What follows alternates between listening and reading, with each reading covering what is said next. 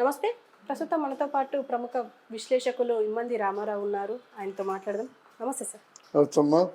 Sir రోజా ఓడిపోతానని already media ముఖంగా మాట్లాడారు, ఏడ్చారు. తన పార్టీ వాళ్ళే తనని వెన్నుపోటు పొడుస్తున్నారు, సైకిల్ గుర్తుకు ఓటెయ్యాలి అని చెప్పేసి ప్రచారం చేస్తున్నారు తనకు వ్యతిరేకంగా అనేసి తనే అన్నారు. కానీ ఏదో ఒక రకమైన ధీమాతో తనే మళ్ళీ గెలుస్తానని కూడా మరి ఈ మధ్య మాట్లాడుతున్నారు. అసలు ఎలా చూడొచ్చు అంటారు అసలు రోజా విషయాన్ని? ఆవిడ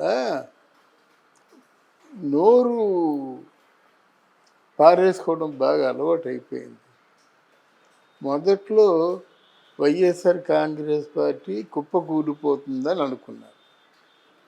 తర్వాత అయిపోయాక వాళ్ళు లేదండి మీకు కనీసం 150 అయినా వస్తారని చెప్పేసి జగన్ సమక్షంలో చెప్పారు.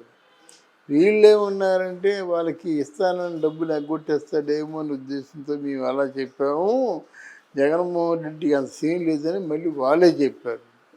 ఇట్లాంటి కొన్ని తెగమకలు ఉన్నాయి. కొంతమంది సర్వే వాడు అన్నాడు, 14 సంవత్సరాలు బట్టి నేను సర్వే చెప్తున్నాను, ఒకవేళ ఈ సర్వే కానీ తప్పైనట్టయితే నేను ఈ సర్వే వదిలేసుకుంటాను, నీ జర్నలిజమే వదిలేసుకుంటానని ఆయన చెప్పాడు. ఇలా ఉంది మాట. దీంట్లో ఒకటి చంద్రబాబు నాయుడికి నమ్మకం వచ్చింది.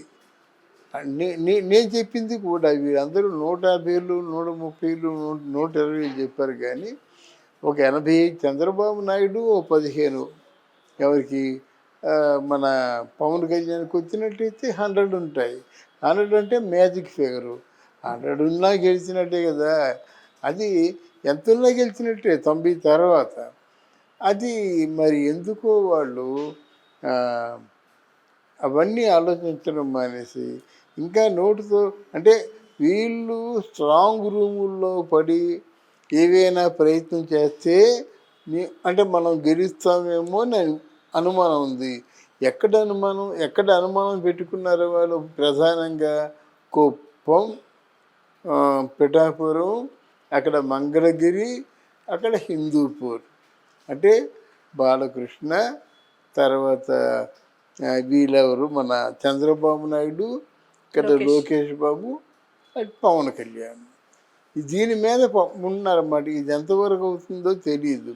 ఇక్కడే కొన్ని దారుణాలు జరుగుతున్నాయి. మాచర్లలో పెన్నీళ్ళి రామకృష్ణారెడ్డి ఉన్నాడు కదా, ఆయన ఓట్లు బూత్లోకి వెళ్ళి ఈవీఎం దాన్ని ఈవీఎం బాక్స్ని ఎలా నేలకేసి పగలగొట్టాడో అందరూ చూశారు.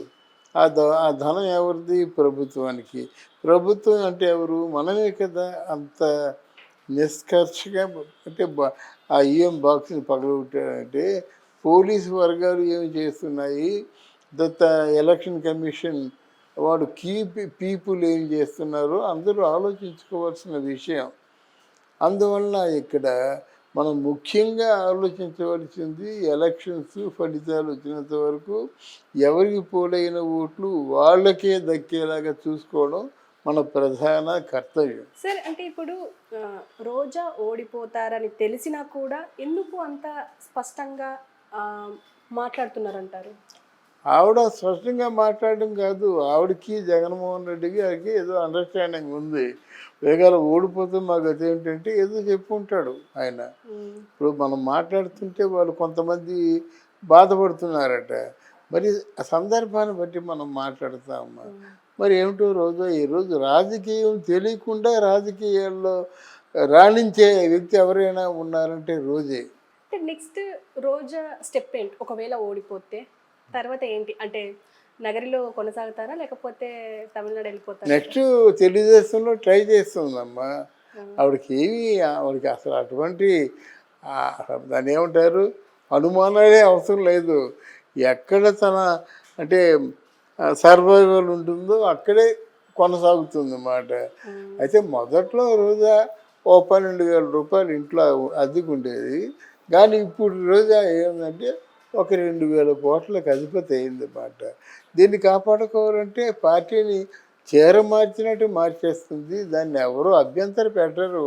ఆవిడ మాటలతో ముందు రోజు చిరంజీవి గారి ఇంటికి వెళ్ళి భోజనం చేసి పాటి పసుపు కుంకాలు పొట్టు చీర పెడితే తీసుకొచ్చి రెండో రోజు చిరంజీవి ఒక దరిద్రుడు చిరంజీవి ఎంతమంది పక్కన పడుకున్నాడు, పవన్ కళ్యాణ్ ఎంతమంది పక్కన అదే మాటలు నాకు కోపం వచ్చి చెప్తున్నాను అన్నమాట. పవన్ కళ్యాణ్ పడుకున్నాడు, చిరంజీవి పడుకున్నాడు, రేణు దేశాయ్ పడుకుంది. మరి అందరూ నిన్నేమనుకుంటారు? అలాంటి మాట్లాడొచ్చా? అలాంటి మాట్లాడిన వాళ్ళు మనం గట్టిగా చెప్తే వాళ్ళు బాధ వాళ్ళు అందరూ బాధపడిపోతారు. మరీ మీ అంత గట్టిగా చెప్తారంటే గట్టిగా చెప్పిన మాట కాకపోతే నెమ్మదిగా చెప్పిన మాట. పవన్ కళ్యాణ్ భార్య రేణు దేశాయ్ ఆవిడేం పాపం చేసిందమ్మా? అది నిఖార్సైన ఒక బాధ్యత గల మహిళ. మొగుడు సహజంగా విడిపోయినట్టయితే నోరు ఎత్తినట్టయితే బూతులు తిడతారు ఆడవాళ్ళు. అటువంటి వ్యక్తి నా మొగుడు డబ్బు కాసించడు, కేవలం ప్రజాసేవ అని అంటూ ఉంటారు. ఒకప్పుడు రేణు దేశాయ్ వెళ్ళింది, జనసేనలో కలుస్తూ ఉంది, కానీ మళ్ళీ కలగాపులం అయిపోద్ది, బాగుందని అని చెప్పాడు. అలాగే పవన్ కళ్యాణ్ కూడా మనుషుల్లో ఎంత మంచోడంటే ఎంత గొప్పగా చదివించాడు, ఎంత గొప్పగా తయారు చేశారు ఆ బిడ్డని, అఖీరానందాన్ని.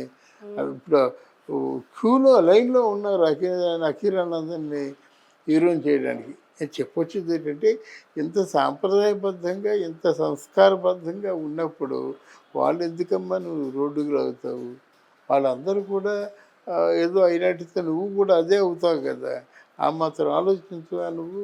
గనక రోజా ఇప్పటికైనా తన అంటే ఆ పద్ధతిని మార్చుకొని నోరు కంట్రోల్ చేసుకుంటే భవిష్యత్తు ఉంటుంది, లేకపోతే భవిష్యత్తు ఉండదు. ఒకవేళ ఇఫ్ ఓడిపోతే తను మళ్ళీ మూవీ ఇండస్ట్రీకి వచ్చే అవకాశం ఉందంటారా? అంటే పూర్తి అయితే వదిలేసింది జబర్దస్త్తో. ఎందుకంటే వీరికి ఏంటంటే సీనియర్లు మాకు ఇది ఎంత గౌరవం కావాలంటారు. వాళ్ళు ఏంటంటే అక్కడ నీకు ఎలా ఉంటుందంటే ఎవరు ఆవిడ పేరు ఇప్పుడు కంగనా రనౌత్ బీజేపీ అదే అంటే ఆర్టిస్ట్గా వాళ్ళకి నయనతారకి ఈరోజు ఎంత ఇస్తున్నారు? 50 కోట్లు ఇస్తున్నారు. అలాగే వీళ్ళకి ఇచ్చినటువంటి అమౌంట్ వీళ్ళకి ఇవ్వరు కదా, అంత కదా ఒకటి. రెండవది ఏంటంటే సీనియర్స్గా ఇమ్మలేరు. ఇప్పుడు ఆ పాత పద్ధతులు, ఆ పాత సంస్కారం ఇదంతా అక్కడ లేదు. ఏంటి రోజా గారు అదే సీనియర్ అంటే వాళ్ళు ఇమ్మలేరు వీళ్ళు. అందువల్ల ఒకటి వాళ్ళకి వీళ్ళకి సహస్రాంశాలు తేడా ఉంటుంది. వీళ్ళకేం కోట్లలో ఉంటే వీళ్ళకేమో లక్షలు వేలలో లక్షల్లో ఉంటుంది. అది కొంచెం సిగ్గుపడే అంశం అన్నమాట. సో మళ్ళీ రాజకీయాలు రుచి మరిగిన తర్వాత ఎవరు సినిమాల్లోకి రారమ్మా. సినిమాకి మామూలుగా ఏదో కోట్లు వస్తాయి, కానీ అలా కాదు కదా. 1000 గజాలు కబ్జా చేసా ఉంటే ఎంత వస్తుంది? అలాగన్నమాట. రోడ్డు కబ్జా చేస్తున్నారు. ఆ రాక్స్ అంటే అవి రాళ్ళు అంటే పెద్ద రాళ్ళు ఉంటాయి కదా కన్స్ట్రక్షన్కి, దాన్ని కబ్జా చేస్తున్నారు, నీరు కబ్జా చేస్తున్నారు, ఇసుక కబ్జా చేస్తున్నారు. మొత్తానికి ఆ మండలాలు అన్నీ పనిచేసుకున్నారు. దాంట్లో వచ్చే సంపద అంతా వాళ్ళకి. కనుక ఇంత ఉన్న తర్వాత ఏ ఉద్దేశమైనా మళ్ళీ రాజకీయాల్లో చేరినట్టయితే ఆవిడ చేసే రుచి మరిగిన వాళ్ళు ఎప్పుడు కూడా వదలరు. ఒక మనిషి రక్తం రుచి మరిగిన పెద్ద పులి కాగదు, ఆ రుచి. అలాగా మనిషి రక్తం రుచి మరిగినట్టే రాజకీయాల్లో రుచి మరిగిన డబ్బు సాయంత్రం అయ్యేసరికి ఒక 400 గజాలు తీసుకున్నాం అనుకోండి, అది 10 కోట్లు విలువ అనుకోండి, వీళ్ళకి 5 కోట్లు వచ్చేస్తే ఎలాగొచ్చిందంటే మనకి తెలియదు. ఇట్లాంటి వ్యవహారాలు రాజకీయాల్లో జరుగుతున్నాయి కనుక ఇది మార్పు కావాల్సిన అవసరం ఉంది. అందుకే కూటమిలో ఉన్న పెద్దలు రేపు మోదీ గారు కానీ, చంద్రబాబు నాయుడు కానీ, మన పవన్ కళ్యాణ్ కానీ ఇట్లాంటి వ్యక్తులు వచ్చి మళ్ళీ వాళ్ళు ఏమైతే అన్నారో ప్రజాస్వామ్య పరిరక్షణ అని అది జరిగితే అందరూ బాగుంటారు. Okay okay sir, thank you.